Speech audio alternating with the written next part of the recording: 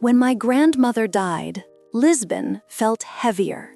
The air itself seemed to carry her absence, like a silence that had weight. The bells of the old church near Rua das Flores rang that morning, but softer, as if even they understood that someone gentle had left the world. I remember standing by the window of her apartment, looking down at the narrow cobblestone street where she used to feed the pigeons. The sunlight came in through the lace curtains, fractured by dust, painting quiet patterns on the wooden floor. It smelled faintly of lavender soap, her scent, mixed with the older, deeper aroma of time, paper, wax, and rain-soaked stone. I had come from London for the funeral. I was supposed to stay just a few days, sign some papers, sort her belongings, and return to my projects. Architecture doesn't wait, my boss had said, and I had nodded like someone who believed in deadlines more than memories. But when I entered her home, everything changed. The rooms were still alive with her. Her sweater hung from the chair, her glasses on the table beside an unfinished crossword, her handwriting looping neatly in blue ink. Lisbon always keeps her secrets. I remember those words because they felt prophetic later. That first night, I couldn't sleep. The rain whispered against the balcony, and somewhere in the distance, a tram screeched on the rails, the sound sharp and lonely. I walked barefoot through the apartment, tracing my hand along the walls, feeling the uneven plaster beneath my fingertips. It was a place built before symmetry mattered. The corners didn't meet perfectly, and the windows rattled when the wind passed through. Yet it had soul, like her. I stopped by her bedroom door. The scent of rosewater drifted from inside. On her dresser were framed photographs. My mother as a child, my grandfather in uniform, and one photo of her, laughing, standing on a seaside cliff. She looked young and fierce, with eyes that seemed to challenge the wind. I'd never seen her that way before. To me, she had always been the gentle woman who hummed old fado songs while stirring soup. I sat on her bed and opened the small wooden box she used to keep jewelry in. Inside were a few pearls, a gold locket with a faded photo of my late grandfather, and a folded note written in delicate handwriting. It said, "To love is to build without blueprints." I smiled. An architect's granddaughter could appreciate that metaphor. But beneath the smile, something stirred. I realized I didn't know much about her past, not really. She never talked about her youth, only about recipes, saints, and the weather. The next morning, I began the slow task of cleaning the apartment. It was quiet, except for the soft clink of dishes and the hum of the city beyond the shutters. The floorboards creaked as I moved from room to room. I found old postcards, recipes, and a tiny collection of seashells labeled Cascais 1963. Every object was a fragment of her, a whisper of a story unfinished. In the living room, behind a heavy oak cabinet, the wall had a faint crack running diagonally like a scar. It caught my attention because the paint there had bubbled slightly, as if the house itself was trying to hide something. I pressed gently. The plaster felt loose. Perhaps it was just humidity, I thought. Yet curiosity tugged at me with the persistence of memory. That evening, after dinner, I returned with a small chisel and a hammer from the toolbox she had kept under the sink.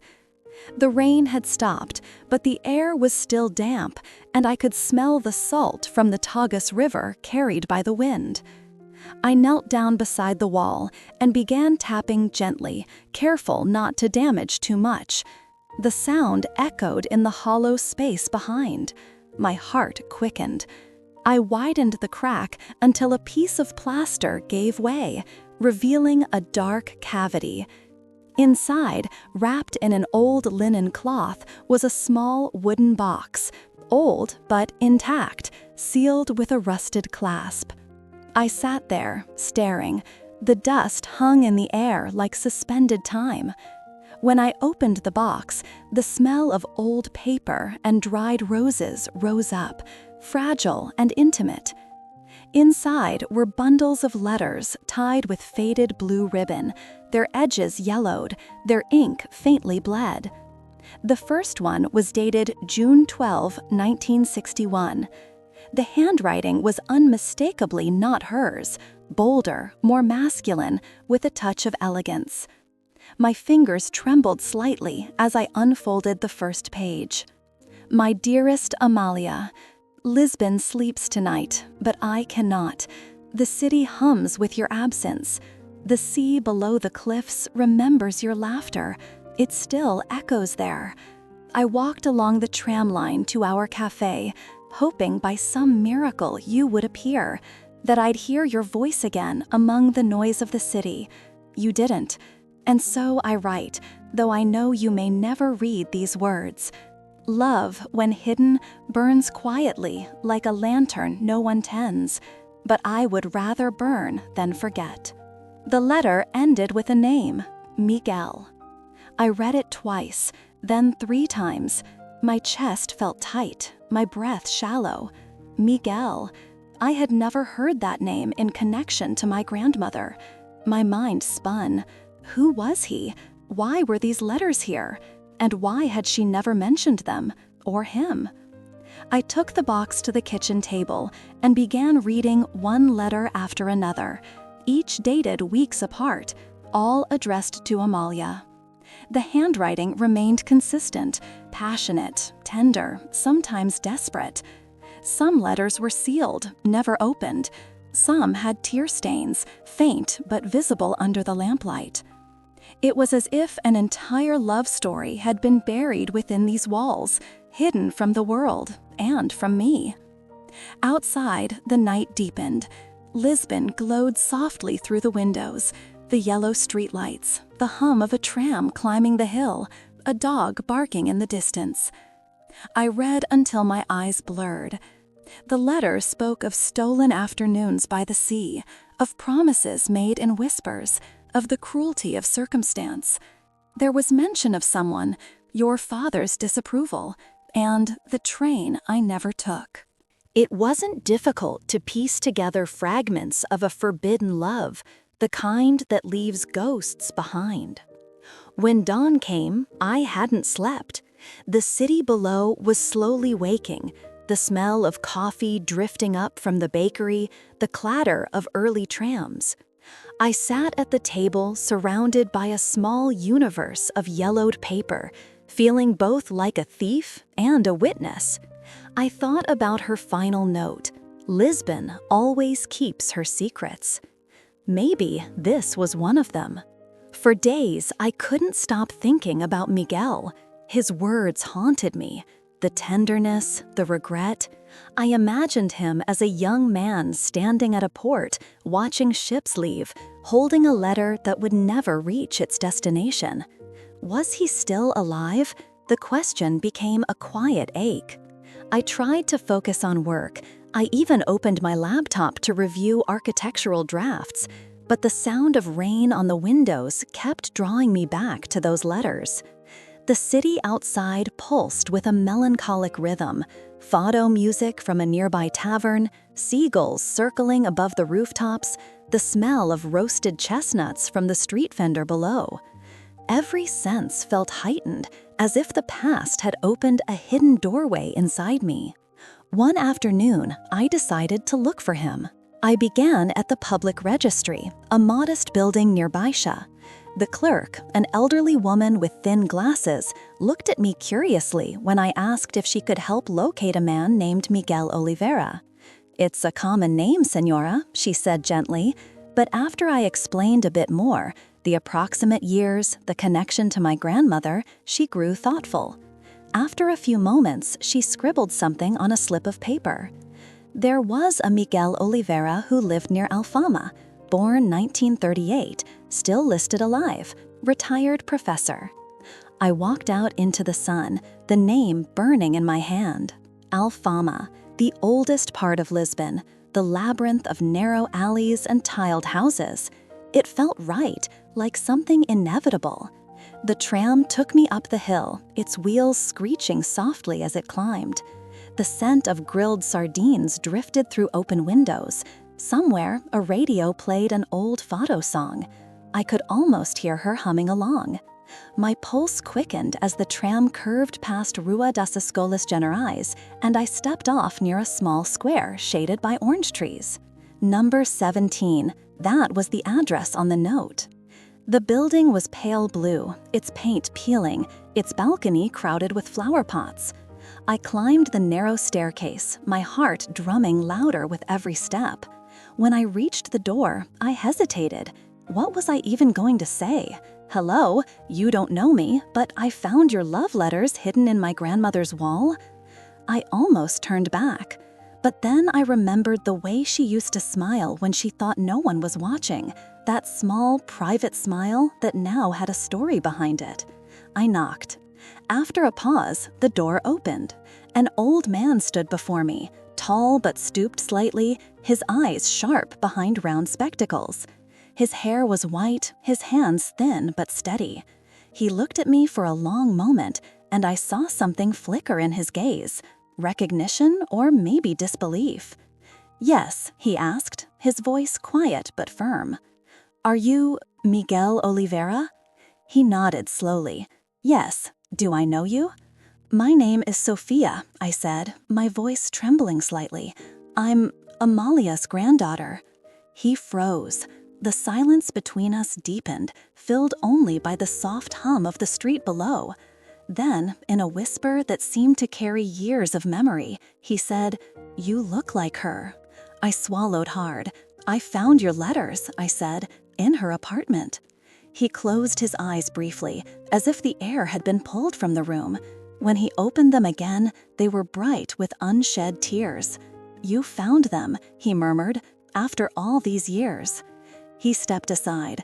"Please, come in." The apartment was filled with soft, amber light. Dust floated lazily through the beams of afternoon sun spilling from the window. The air smelled of paper, wood polish, and something faintly metallic, maybe the strings of the old guitar that leaned against the wall near a bookshelf overflowing with novels and notebooks. Miguel motioned for me to sit in a worn armchair across from him. His movements were slow but precise, like someone who still cared about grace even in old age. "I haven't heard her name spoken aloud in decades," he said quietly, lowering himself into a chair opposite me. "Amalia." He said it as if the word itself might break. I reached into my bag and placed the bundle of letters on the coffee table between us. "I think these belong to you." He looked at them for a long time without touching them. Then, slowly, he reached forward and untied the faded ribbon. His hands trembled slightly as he lifted the top letter, his own handwriting staring back at him after so many years. "I thought I'd lost these forever," he murmured. "She told me she burned them." "She didn't," I said. "She hid them inside the wall of her apartment." He smiled faintly, sadness curling at the edges. Then she still had hope. We sat in silence for a while, the sound of the city filtering through the open window, church bells, the laughter of children in the alley, the slow drone of a tram passing. Lisbon felt timeless here, as if the decades between them hadn't really passed at all. He unfolded the letter, eyes scanning the familiar words. When he finally looked up, his gaze seemed far away, fixed on something only he could see. "She was 19, he said softly. "I was 23. It was the summer of 1961. The world felt enormous, and yet somehow all that mattered was her." I leaned forward slightly, drawn into his tone, not the tone of an old man reminiscing, but of someone reliving a dream. "She came to my university one afternoon," he continued. "She wasn't a student. She had come to deliver some sketches for the architecture faculty. I remember she was wearing a yellow dress, the color of sunlight. She had paint on her fingers. When she smiled, I forgot every word I was about to say. He laughed, a small, brittle sound. We met every week after that, sometimes at the cafe by the river, sometimes on the cliffs above Cascais. We talked about everything, art, the city, what we wanted from life. She said she wanted to build homes that could breathe. I never understood what she meant until later. "What happened?" I asked quietly. He sighed, running a hand through his white hair. Her father happened. He was a diplomat, strict, proud, and obsessed with appearances. He thought I was beneath her. I was a student from a poor family, teaching part-time to pay tuition. He forbade her from seeing me. He paused, staring at the letters again. "But we met in secret, for months, until the night I was supposed to leave for Paris. I had been offered a scholarship. It was everything I dreamed of. I asked her to come with me. She said she would. She even packed a small suitcase. But she never came to the station." His voice broke slightly. "Instead, she sent a note through a friend. 'Forgive me.' That was all it said." Outside, a tram bell echoed down the hill. The moment felt suspended between two worlds, the one he lived in and the one that might have been. "She married another man a year later," he said. "A kind man, from what I heard. I never tried to see her again." My throat felt tight. "My grandfather?" He nodded slowly. "I thought so. She deserved stability. I only ever had dreams." I looked around the apartment, the old typewriter, the stacks of books, the sketches pinned to the wall. "You became a professor?" "For 40 years, he said. Architecture. I taught others how to build what I could not. A life." He smiled gently. "And you? You said you're an architect too?" "Yes," I whispered. "Maybe that's her legacy." He looked at me with quiet warmth. Then she didn't choose in vain. For a moment, neither of us spoke. I could hear the faint ticking of a clock, the slow rhythm of time that had brought us both to this room. Then, almost shyly, I asked, "Did you ever stop loving her?" He didn't answer immediately. He turned his gaze toward the window where the sunlight flickered against the tiled rooftops. "Love isn't a faucet you can turn off," he said finally. "It changes shape, perhaps. It becomes memory, habit, even silence, but it never disappears." Something inside me shifted. He looked back at me. "Why did you come, Sofia?" I hesitated. "Because when I read your letters, it felt like hearing a part of her voice I never knew existed. I wanted to understand her, and maybe," I stopped, unsure how to say it, "maybe I wanted to understand love." He smiled, a mixture of sorrow and kindness. The words lingered between us like incense. I stayed for hours. He told me about the city during the 60s, the narrow cafes, the secret meetings, the fear of being seen. He showed me a faded photograph of her, the same one I'd seen in my grandmother's drawer, only here she was smiling at him. The sea glimmered behind them. As dusk settled over Lisbon, I stood to leave. The light turned honey-colored, spilling across the floor. "I'll bring these back," he said, touching the box gently. "They belong to her now." "No," I said softly. "They belong to both of you." When I stepped out into the street, the air smelled of oranges and rain. The sky above Alfama burned pink and gold. I walked down the hill slowly, feeling the echo of their love follow me like a heartbeat. That night, back in my grandmother's apartment, I couldn't sleep. I opened the window and let the sounds of the city drift in. laughter, a guitar, the whisper of the sea beyond. The letters lay on the table beside me, but I didn't open them this time. I just sat in the quiet and thought about all the things we never say until it's too late. For the first time in years, I cried. Not for her death, but for the life she never got to live. In the days that followed, I visited Miguel often. We'd sit by his window with tea, and he'd tell me stories of the Lisbon that once was, when the trams were slower, the nights longer, and love letters still carried the weight of eternity. Sometimes he'd ask about my life in London, about the man I'd once loved and left behind because I thought timing mattered more than truth. One afternoon, he said something I never forgot. "Don't make our mistake," he told me, looking out over the river. "If you love someone, tell them. Don't wait for perfect days. They never come." I nodded, but I didn't answer, because there was someone I'd left behind in London when I chose work over warmth. And though I never said it aloud, his words burrowed deep into me. A week later, Miguel fell ill. Just the flu, they said, but he was old, and time has its own quiet way of reminding us that nothing lasts forever. I visited him every day.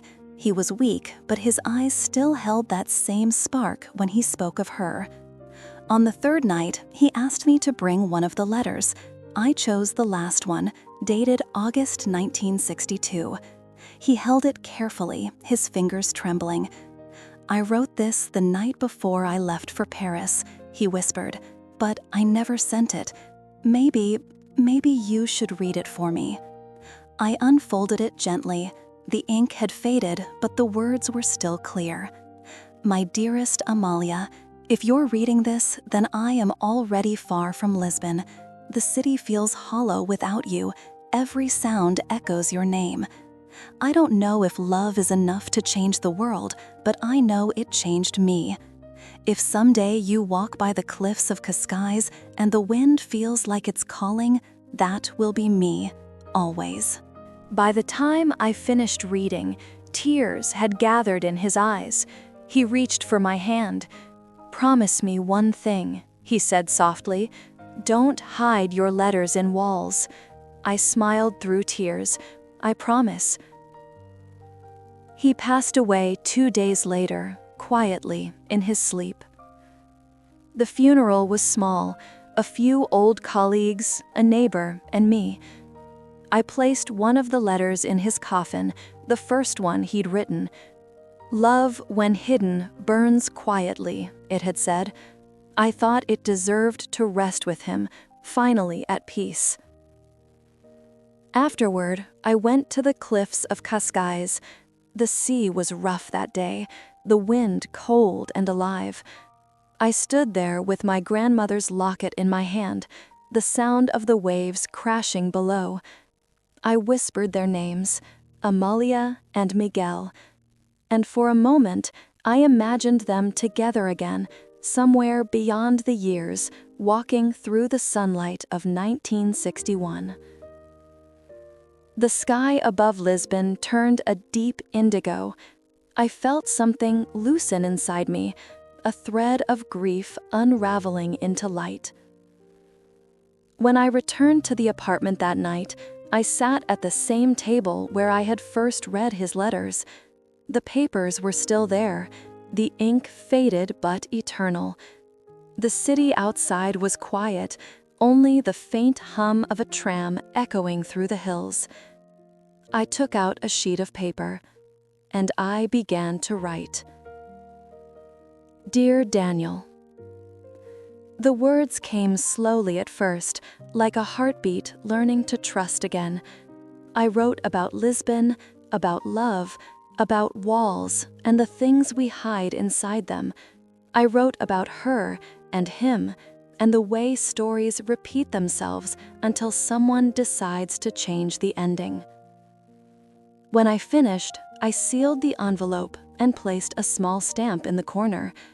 This time, I sent it. Outside, dawn was breaking over the rooftops, painting the city gold. The pigeons stirred on the balcony, and somewhere in the distance, the church bells began to ring.